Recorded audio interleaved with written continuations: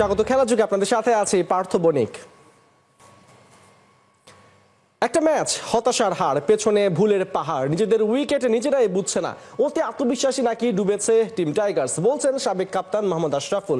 Super ওভারে রিশাদকে না দেখে অনেকের মতো অ্যাশি অবাক, ক্যাপ্টেন আর অ্যাসিস্ট্যান্ট কোচকে দিলেন দায়। নাহিয়ান বিন জসিমের রিপোর্ট। Confidence, over confidence. আমার কাছে মনে হয় যে তারা ভেবেছে যে শান্তকে না নামালে হয়তো সে মন খারাপ করবে। হেড কোচের কোনো ইনভলভ আমি দেখি নাই টিভির স্ক্রিনে। পুরাটাই দেখা গিয়েছে মিরাজ এবং সালাউদ্দিন ভাই কথা বলছিলেন এবং তারাই ডিসিশন নিচ্ছিলেন। এক ওভারের খেলা, এখানে এক ওভারে শান্তকে আমি ছোট করছি না, কিন্তু তাকে যেহেতু আপনি টি-20 ক্রিকেটেই বিবেচনা করছেন না, আপনি এক ওভারের খেলায় তাকে আমরা আমাদের উইকেট রিড করতে পারছি না, এইটা দুঃখজনক।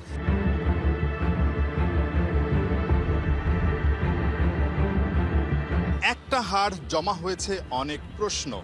কেন রিশাদ হোসেনকে দিয়ে সুপার ওভারে ব্যাটিং করানো হলো না? কেন মুস্তাফিজের 2টা ওভার থেকে গেল? কেন শান্তকে সুপার ওভারে 3-এ ব্যাট করতে নামানো হলো? অনেক অনেক প্রশ্ন চলছে, ময়নাতদন্ত। সমাধান কি মিলবে? বাংলাদেশের এই হারটা কি আসলে মেনে নেওয়ার মতো? হতাশার পরিমাণটা কোন লেভেলে? হতাশা আমি জানি আপনি, বাট লেভেলটা আসলে কোন জায়গাটায় আছে? মিস্টেক অনেক হয়েছে। আমার কাছে মনে হয়েছে যে প্রত্যেকটা ডিসিশনই তারা ভেবেছে যে আগে শেষ হয়ে যাবেন। লাইক মুস্তাফিজের 2 ওভার, মিরাজ চিন্তা করেছেন যে না, আমি এসে বল করে আউট করে দিলে হয়তোবা মুস্তাফিজের 2 ওভার প্রয়োজন হবে না। কনফিডেন্স, ওভার কনফিডেন্স, যে ভেবেছে যে তারা হয়তোবা সারভাইভ করতে পারবে না। এই কারণেই মুস্তাফিজের থেকে স্পিনার অ্যাটাকটা বেশি করিয়েছেন এবং সে অঙ্কটা হিসাবটা ঠিক মতন করতে পারেনি। এই জায়গায় একটা মিস্টেক হয়ে গেছে। রিশাদকে নিয়ে তো বাজি ধরাই যেত।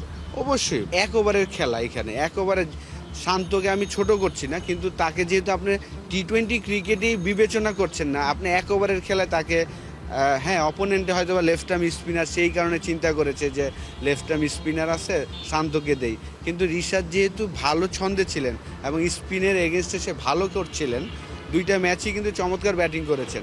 হেড কোচের কোনো ইনভলভ আমি দেখি নাই টিভির স্ক্রিনে। পুরাটাই দেখা গিয়েছে মিরাজ এবং সালাউদ্দিন ভাই কথা বলছিলেন এবং তারাই ডিসিশন নিচ্ছিলেন। হয়তোবা দুইজনের কাছেই মনে হয়েছে যে অপোনেন্টের লেফট আর্ম স্পিনার আছে। মডার্ন ক্রিকেটে এটা কি খুব বেশি জরুরি? এখন কি এটা খুব বেশি ভাবা জরুরি? ঠিক আছে, ম্যাচের সিচুয়েশন অনুযায়ী অনেক ক্ষেত্রে ভাবতে হয়, বাট সব সময় কি এরকম ভাবতে হবে? যেটা আমরা এর আগেও দেখেছি। কিন্তু আপনি জানেন যে যেই উইকেটে ডিফিকাল্ট, যেই উইকেটে বেশি স্পিন, ওইটা ইনকামিং বল খেলাটা ডিফিকাল্ট, আউটগোয়িং ইজি। যদি আপনার 2টা লেফট হ্যান্ডের বল ইনকামিং মানে ভিতরে আসছে, তাদের জন্য খেলাটা ডিফিকাল্ট। যাদের জন্য আউটগোয়িং তাদের জন্য সহজ। যেহেতু আপনি যদি দেখেন যে রিশাদ যে কালকে ব্যাটিং করেছেন, সব লেফট আর্ম স্পিনকে কিন্তু চমৎকারভাবে সে খেলেছেন। স্টেপ আর বড় স্টেপ নিয়ে বড় হাত দিয়ে খেলেছেন বলেই কিন্তু সহজ হয়েছে। তো এই জায়গাটা মিস্টেক হয়ে গিয়েছে এবং আমার মনে হয়েছে যে না, আমরা তো বাংলাদেশি, আমার কাছে মনে হয় যে তারা ভেবেছে যে শান্তকে না নামালে হয়তো সে মন খারাপ করবে। এই জিনিসটা পেশাদার আসলে কোনো আচরণ হতে পারে হয়নি, এটা একদমই হয়নি। এই জিনিসটাই হয়েছে, যেহেতু আমাদের কালচারে আমার কাছে মনে হয়েছে যে মিরাজ হয়তোবা চিন্তা করছে না, ওকে না দিলেও মাইন্ড করবে, এটা তো আমরা হয়তো ইজি। নিশ্চিত শান্ত জিতলে শান্ত মাইন্ড করার মতো কিছু ছিল না, শান্ত মাইন্ড করতো না আমার মনে হয়। না, অবশ্যই না, ডেফিনেটলি না, কিন্তু আমাদের কালচারে এটাই হয়। আমরা কলা পাতায় খাবো, খুব দেখতে ভাল লাগবে, সুন্দর লাগবে, কিন্তু কলা পাতায় কিভাবে খেতে হয় সেটা যদি আমরা না জানি, তাহলে কিন্তু খাবারটা আমার গায়ে পড়বে কিংবা এটা আসলে একটা জগা খিচুড়ি অবস্থা করে ফেলবে। সো আমাদের কি একই অবস্থা হয়েছে? আমরা যে উইকেটটা বানালাম সেটা থেকে আমাদের ফলটা বের করে আনা বা ফসলটা বের করে আনাটা কিন্তু খুব বেশি জরুরি ছিল, সেটা করতে আমরা ব্যর্থ। আমরা আমাদের উইকেট রিড করতে পারছি না, এইটা দুঃখজনক। আপনি যদি সাই হোপের খেলা দেখেন, একটা বলও কিন্তু সে বিট হয়নি।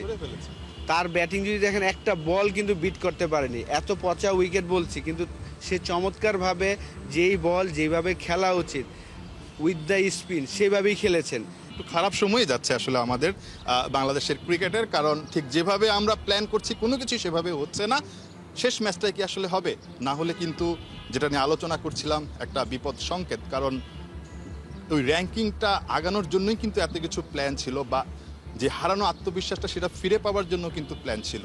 কিন্তু সেই প্ল্যানটা একটা বড় ধাক্কাই খাবে বাংলাদেশ যদি সিরিজের শেষ ওয়ানডেতে জিততে না পারে। নিশ্চয়ই সেটা কেউই চায় না বাংলাদেশ জিতুক, সে প্রত্যাশাটা আসলে সবাই করছে। নাহিয়ান বিন জাসিম, ৭১ ঢাকা।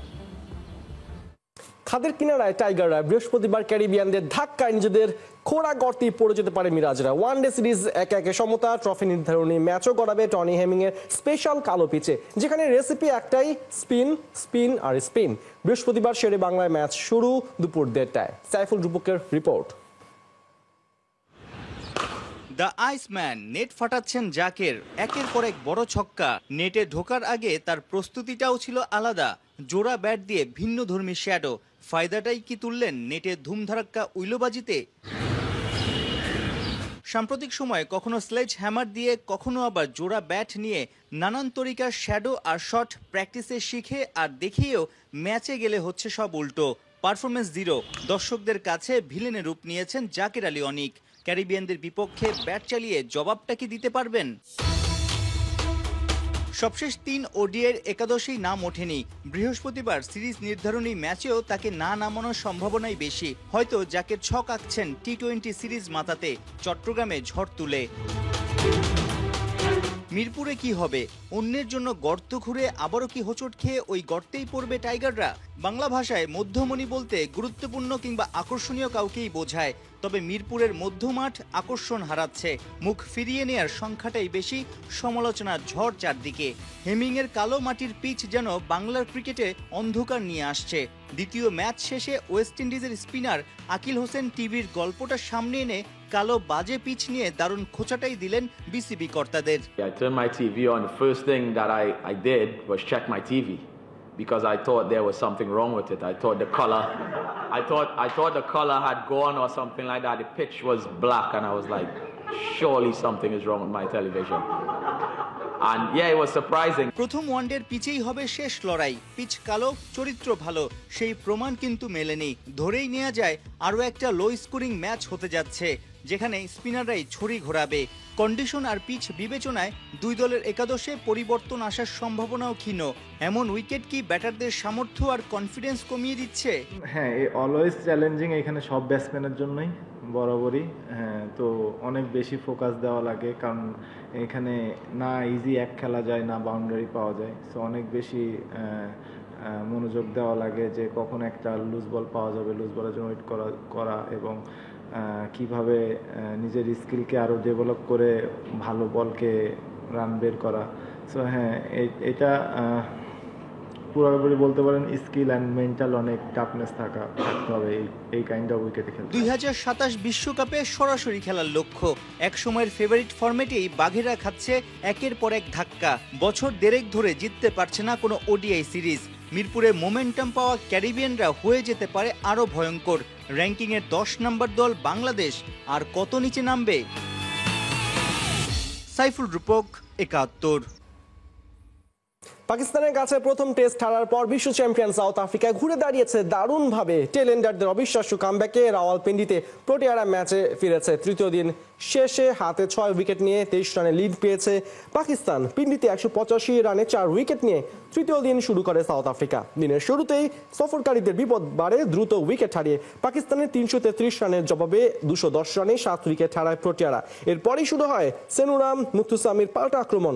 নবম উইকেটে কেশব মহারাজের সাথে 71 রানে জুটি করেন মুথুসামি। 10ম উইকেটে রাবাদার সাথে জুটি হয় 98 রানের। এতেই 400 রান তোলে সাউথ আফ্রিকা, লিড পায় 71 রানের। অপ্রত্যাশিতভাবে পিছিয়ে পড়ে দ্বিতীয় ইনিংসে ব্যাট করতে নেমে পাকিস্তানের বিপদ আরও ঘোরতর হয়েছে। 16 রানে প্রথম 3 উইকেট হারায় শান মাসুদের দল। পরে বাবর আজম পিচে থিতু হয়েছেন। দিন শেষ করেছেন 49 রানে অপরাজিত থেকে। পাকিস্তান তুলেছে 4 উইকেটে 94 রান।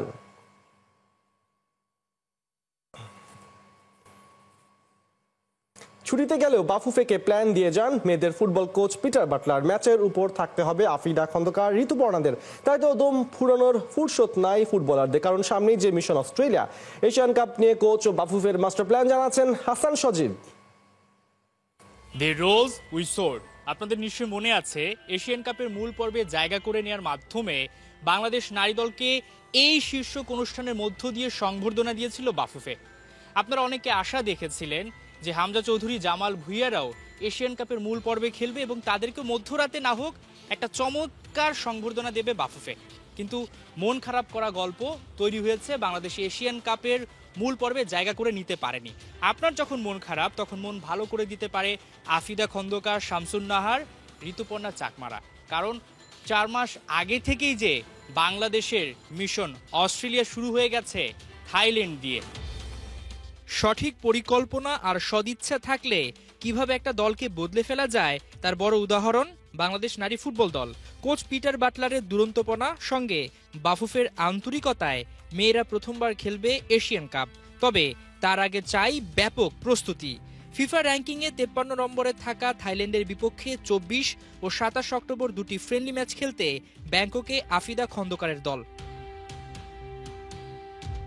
যদিও খালি হাতে থাইল্যান্ডে যায়নি মেয়েরা, চট্টগ্রামে সেরেছে 3 সপ্তাহের প্রস্তুতি ক্যাম্প। থাইল্যান্ডের রেজাল্টের চাইতে ভয় ডরহীন ফুটবল খেলে দেশে ফিরে আবারও চট্টগ্রামে ক্যাম্প করার লক্ষ্য পিটার বাটলারের। ক্যাম্প শেষে নভেম্বরে ঢাকায় ত্রিদেশীয় সিরিজে ব্যস্ত থাকবে বাংলাদেশ, যেখানে ইতোমধ্যে দ্বিতীয় দল হিসেবে আজারবাইজান কনফার্ম হলেও বাকি দল নিশ্চিত করেনি। ইতিমধ্যে আজারবাইজান কনফার্ম করেছে। আপনি খুশি হবেন, আজারবাইজান কিন্তু ইউএফএ মেম্বার, সো প্রথমবার মতো আমাদের মেয়েরা কিন্তু একটি ইউএফএ মেম্বারের সাথে খেলবে। এর বাইরে আপনি জেনে খুশি হবেন, ইতিমধ্যে মালয়েশিয়া এবং ইরান দুজনেই আমাদের ইতিবাচক সাড়া দিয়েছে এবং আমরা 1-2 দিনের মধ্যে যে কোনো একটিকে কনফার্ম করে ফেলবো। এশিয়ান কাপে রঙিন পারফরমেন্স পেতে জানুয়ারিতে মেয়েদের নিয়ে হতে পারে লিগ। আমাদের প্ল্যান আছে ডিসেম্বর জানুয়ারি পর একটা লিগ করা, যেখানে সে চায় প্রতিটি মেয়ে যারা ন্যাশনাল টিমে আছে ন্যূনতম 5টি গেম যেন পায়। কারণ পিটার কিন্তু মিড ডিসেম্বর থেকে জানুয়ারি ফার্স্ট পর্যন্ত দেশে থাকবে না, উনি ছুটিতে যাবেন। তো এই সময়টা উনি আমাদেরকে বলেছে যে মেয়েরা যেন অ্যাভারেজে 5টি করে গেম পায়। লিগ শেষেও দম ফেলার সুযোগ পাবে না মেয়েরা। চায়না, নর্থ কোরিয়া ও উজবেকিস্তানকে মোকাবেলা করার আগে সিডনিতে অন্তত 2 সপ্তাহ আগে চলে যাবে আফিদা খন্দকারের দল। যে ন্যূনতম 2 সপ্তাহ ক্যাম্প উনি করতে চায় অস্ট্রেলিয়াতে খেলার আগে, যেটা আমরা করবো ইনশাল্লাহ। এবং অস্ট্রেলিয়াতে উনি লোকাল স্টেট টিম কিংবা ক্লাবের সাথে খেলতে চায় এবং উনি মনে করে অস্ট্রেলিয়ার মাটিতে অস্ট্রেলিয়ান লোকাল টিমের সাথে খেলাটা ওনার কাছে অনেক বেশি মিনিংফুল মনে হচ্ছে। 3 মার্চ সিডনিতে ডিফেন্ডিং চ্যাম্পিয়ন চায়নার বিপক্ষে ম্যাচ দিয়ে শুরু হবে বাংলাদেশের এশিয়ান কাপ মিশন। হাসান সজীব, 71। ওয়ার্ল্ড স্পোর্টসে গ্ল্যামারের ছড়াছড়ি, কে বড় তারকা, রোনালদো নাকি মেসি? এই প্রশ্ন যখন প্রায় সোশ্যাল প্ল্যাটফর্মে ঝড় তোলে, তখন সেই ঝড়ে লাগাম টেনে দিয়েছে স্পোর্টস প্রো নামক এক ক্রীড়া বিষয়ক সংস্থা। সম্প্রতি কমার্শিয়াল জগতে স্পোর্টসের সেরা 50 প্রভাবশালী অ্যাথলেটের তালিকায় প্রকাশ করেছে স্পোর্টস প্রো, যেখানে টপ 4-এ রোনালদো কিংবা মেসি কারোরই জায়গা হয়নি। বিস্তারিত রিপোর্টে। রাস্তায় বড় বড় বিলবোর্ডে রোনালদোর ছবি, বিজ্ঞাপনী বাজারে রোনালদো মানেই যেন সোনার হরিণ। ওয়ার্ল্ড স্পোর্টস ইতিহাসে রেকর্ড পারিশ্রমিক নিয়ে এখনো খেলে যাচ্ছেন। মাঠের ফুটবল, নিজের ব্র্যান্ড, কমার্শিয়াল এন্ডোর্সমেন্ট, সবকিছুতেই রোনালদো যখন টপে, তখন সেই রোনালদোই কিনা মার্কেটেবল অ্যাথলেটের লিস্টে সেরা 3-এর ধারে কাছেও নাই। এমনকি যে মেসিকে তর্কাতীতভাবে সর্বকালের সেরা ফুটবলার ধরা হয়, সেই মেসিও কমার্শিয়াল দুনিয়ায় চাহিদার ক্ষেত্রে নাকি বেশ পিছিয়ে। হ্যাঁ, অবাক করা এমন তথ্যই জানিয়েছে স্পোর্টস ইন্ডাস্ট্রি নিয়ে কাজ করা প্রতিষ্ঠান স্পোর্টস প্রো। সংস্থাটি সম্প্রতি প্রকাশ করেছে 50 জন স্পোর্টস পার্সোনালিটির এক তালিকা, যাদের ফেস ভ্যালু কমার্শিয়াল দুনিয়ায় তাৎপর্যপূর্ণভাবে প্রভাব ফেলে। স্পোর্টস প্রোর 16তম বার্ষিক এই র্যাঙ্কিং এর সেরা 4-এর প্রথম নামটাই যুক্তরাজ্যের ফর্মুলা 1 ড্রাইভার লুইস হ্যামিল্টন। 2-এ আছেন 28 বছর বয়সী অলিম্পিক গোল্ড জয়ী মার্কিন জিমন্যাস্ট সিমন বাইলস। 3 নম্বর জায়গাটা 29 বছর বয়সী যুক্তরাষ্ট্রের নারী রাগবি প্লেয়ার ইলোনা মাহেরের। আর 4-এ আছেন মার্কিন বাস্কেটবল তারকা স্টিফেন কারি। মূলত এরপরেই আছেন ফুটবল বিশ্বের iconic player Cristiano Ronaldo. Commercial দুনিয়ায় চাহিদা আর প্রভাবের ভিত্তিতে CR7 জায়গা করে নিয়েছেন 5 নম্বরে। আর এরপরেই জায়গাটা ব্রাজিলিয়ান পোস্টার বয় নেইমার জুনিয়রের। ইউরোপ ছেড়েছেন বহু আগে, ইনজুরির জন্য সৌদি প্রো লিগ ছেড়ে থিতু হয়েছেন ব্রাজিলিয়ান ক্লাব সান্তোসে। সেখানেও নেই আগের মতো পারফরমেন্স, ইনজুরিতে মাঠের বাইরে কাটান বেশিরভাগ সময়। তারপরেও মার্কেট ডমিনেট করার ক্ষেত্রে নেইমার এখনো বিগ নেইম। স্বাভাবিকভাবেই প্রশ্ন জাগে, তাহলে মেসি কোথায়? বিশ্বকাপ জয়ী তারকার কি কমার্শিয়াল কোনো ভ্যালুই নাই? না, স্পোর্টস প্রোর সমীক্ষা ঠিক তেমনটা বলছে না। বাণিজ্যিক দুনিয়ায় প্রভাব বিস্তারকারী তারকা অ্যাথলেটদের মধ্যে লিওনেল মেসির জায়গাটা হয়েছে 16 নম্বরে। বরং তার আগে রয়েছেন Robert Lewandowski, Kylian Mbappe, Vinicius জুনিয়রের মতো ফুটবলাররা। সবচেয়ে ইন্টারেস্টিং পার্ট হলো নানা রথী মহারথীদের ভিড়ে ক্রিকেটও পিছিয়ে নেই। লামিন ইয়ামালকে পেছনে ফেলে 22 নম্বর জায়গাটা দখল করেছেন বিরাট কোহলি। 39 নম্বরে আছেন আরেক ভারতীয় ক্রিকেটার রোহিত শর্মা। স্পোর্টস প্রোর কি প্রজেক্ট ডিরেক্টর মাইকেল লং জানিয়েছেন, সেরা 50 মার্কেটেবল অ্যাথলেটের এই র্যাঙ্কিং স্পোর্টস ইন্ডাস্ট্রির জন্য একটা প্রয়োজনীয় মানদণ্ড। এর মাধ্যমে বোঝা যায় কিভাবে বিশ্বসেরা অ্যাথলেটরা প্রতি বছর তাদের কমার্শিয়াল প্রোফাইল আর ব্র্যান্ড ভ্যালুকে নতুনভাবে শেপ প্রদান করেন। এদিকে র্যাঙ্কিংয়ে রোনালদো মেসিদের অবস্থান পেছনে থাকায় অনেকেই স্পোর্টস প্রোর সমালোচনা করেছেন। ফ্যানদের ধারণা 2026 ফিফা বিশ্বকাপে পুরো চার্ট ওলটপালট করে টপ 10-এর প্রতিটা পজিশন ফুটবলারদের দখলেই থাকবে। পার্থ বণিক, 71।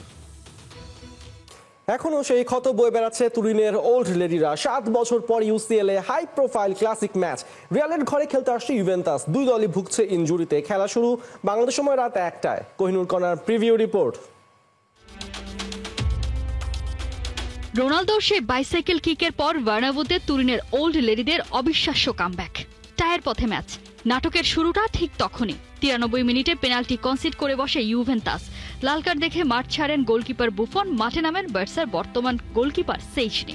অতঃপর 98 মিনিটে কন্ট্রোভার্সিয়াল স্টপেজ টাইম পেনাল্টি থেকে দলকে সেমিফাইনালে নিয়ে যান CR7। সেবারই রিয়াল মাদ্রিদ গড়েছিল ইতিহাস। প্রথম কোনো ক্লাব যাদের হাতে উঠেছিল ব্যাক টু ব্যাক UCL ট্রফিটা। ফুটবল ইতিহাসে এই দুই দল লড়েছে বহুবার, তবে এই ম্যাচটাই অল টাইম ক্লাসিক। সেই ঘটনার 7 বছর পর UCL এ আবারও ফেস অফে দুই লিগের দুই আইকনিক ক্লাব। এবারের ম্যাচটা সান্তিয়াগো বার্নাবুতে। UCL এ 2 শিয়ানের লড়াইয়ের শুরুটা সেই 1961-62 সিজনে। এই লম্বা টাইমলাইনে এখনো পর্যন্ত ম্যাচ খেলেছে 21টা।